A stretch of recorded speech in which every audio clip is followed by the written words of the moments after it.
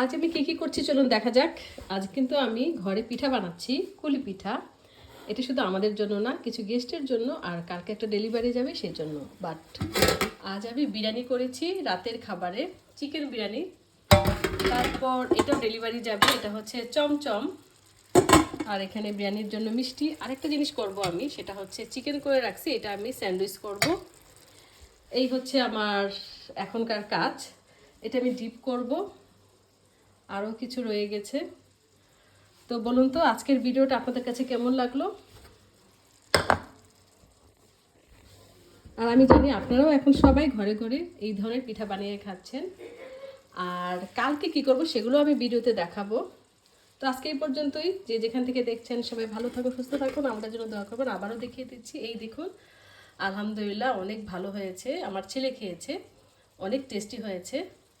তো আজকে এই পর্যন্তই। আল্লাহ হাফেজ।